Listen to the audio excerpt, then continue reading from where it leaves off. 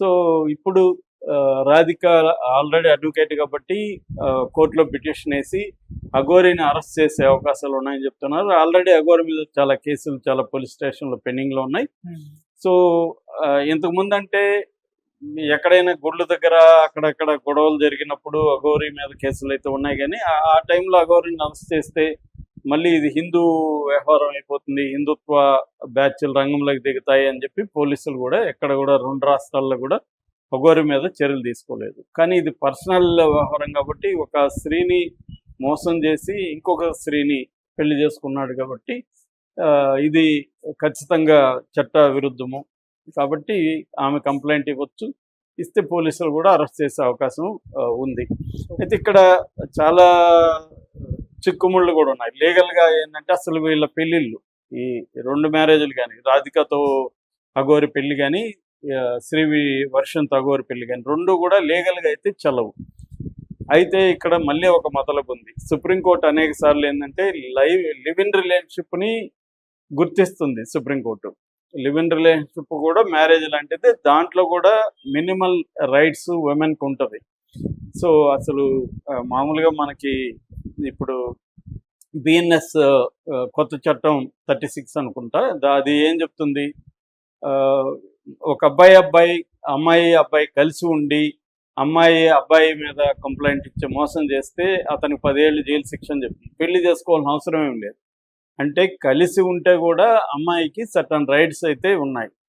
So కాబట్టి ఇది ఒకవేళ లీగల్గా మ్యారేజ్ కాదు. మ్యారేజ్ అంటే ఏంటి, వారసత్వ హక్కు కానీ, భరణం కానీ, పిల్లలు ఉంటే పిల్లలకు సంబంధించింది కానీ, ఇవన్నీ ఎక్కువ హక్కులు అనేవి special marriages act, Hindu marriages act, ఈ 2 చట్టాలు ఈ హిందూ మ్యారేజ్ని గుర్తిస్తాయి అన్నమాట. సో అప్పుడు ఉమెన్కి, పెళ్లి చేసుకున్న ఉమెన్కి కంప్లీట్ రైట్స్ అనేవి ఉంటాయి.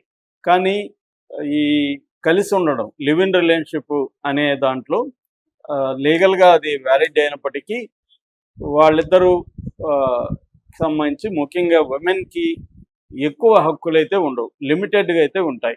అంటే అతను ఏమన్నా ఈ అమ్మాయిని బలవంతంగా వదిలించుకొని వెళ్ళిపోవడం అట్లా ఏమన్నా చేస్తే ఖచ్చితంగా ఉంటుంది. కాబట్టి ఇప్పుడు ఈ అమ్మాయి కంప్లైంట్ చేయొచ్చు, నాతో కాపురం చేశాడు, నాతో పెళ్లి చేసుకున్నాడు ఈ అఘోరి, నన్ను వదిలేసి వెళ్ళిపోయాడు అనేది అమ్మాయి కంప్లైంట్ చేయొచ్చు. ఖచ్చితంగా ఇతనికి అరెస్ట్ అయ్యే అవకాశం అయితే ఉంది ఆ యాంగిల్లో. పైగా అమ్మాయి అడ్వకేట్ కాబట్టి అమ్మాయికి ఈ చట్టాల గురించి కూడా తెలుసుంటుంది. కాకపోతే మామూలుగా నిన్న అమ్మాయి మాట్లాడింది చూస్తే ఆ అమ్మాయి నేను కంప్లైంట్ చేయబోతాను, నేను అరెస్ట్ చేయబోతానని ఎక్కడ మాట్లాడలేదు. అంటే మేబీ అమ్మాయి ఒక వార్నింగ్ లాగా ఇది ఇచ్చినట్టుగా ఉంది. అంటే వాళ్ళకి పెళ్ళి అవ్వకుండా ఆపడానికే ఇది చేసినట్టుంది. అందుకనే త్వరపడి వాళ్ళిద్దరు కూడా పెళ్లి చేసుకున్నట్టుగా మనకు అర్థమవుతుంది. అంటే అది లీగల్గా ఒక ఆశ్రమంలో మధ్యప్రదేశ్లో మంత్ర ఉచ్చారణల మధ్య గురువు వాళ్ళ మధ్యనే పెళ్లి చేసుకున్నారు. వాళ్ళు కూడా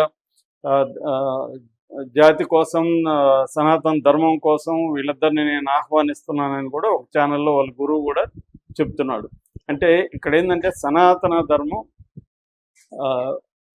ఎవరినైనా ఆదరిస్తుంది అని చెప్పడానికి ఒక అఘోరిగా మారిన ట్రాన్స్జెండరు మరొక అమ్మాయిని పెళ్లి చేసుకున్నా కూడా మేము ఆశీర్వదిస్తాం, బికాస్ సనాతన ధర్మానికి వీళ్ళు పనిచేయాలి. సో సనాతన ధర్మానికి పనిచేస్తే ఎవరైనా కూడా మేము ఆహ్వానిస్తామన్న పద్ధతిలో అక్కడ ఆశ్రమం గురువు మధ్యప్రదేశ్లో మాట్లాడారు. ఈ కాంటెక్స్లో ఇక్కడ ఇప్పుడు ఇతన్ని అఘోరిని అరెస్ట్ చేసే అవకాశాలు ఉందని చెప్తున్నారు. ఎందుకంటే రాధిక అంత ఈజీగా వదిలిపెట్టే అవకాశం కనిపించలేదు. అమ్మాయి మోర్ మెచ్యూరిటీగా కూడా మాట్లాడుతుంది, ఎక్కువ కూడా మాట్లాడట్లేదు. సో ఎంతవరకు చెప్పాలో మీడియా అనేక సార్లు అమ్మాయిని రచ్చుకుంటున్నా కూడా అమ్మాయి ఓవర్గా ఎక్కడ మాట్లాడట్లేదు. అఘోరి నన్ను పెళ్లి చేసుకుని మోసం చేశాడు, దీని మీద పోలీసులు కానీ ప్రభుత్వాలు కానీ చర్య తీసుకోవాలని విజ్ఞప్తి చేస్తున్నా అనేది ఆమె చెప్పింది. ఆమె నెక్స్ట్ స్టెప్ మాత్రం కోర్టుకి వెళ్ళి ఫస్ట్ పోలీస్ స్టేషన్లో కేసు పెడతారు, కోర్టులో కూడా పిటిషన్ వేసే అవకాశం ఉంది. ఎందుకంటే ఆమె లీగల్ నాలెడ్జ్ ఉంది కాబట్టి ఏం జరుగుతుందని చూడాలి.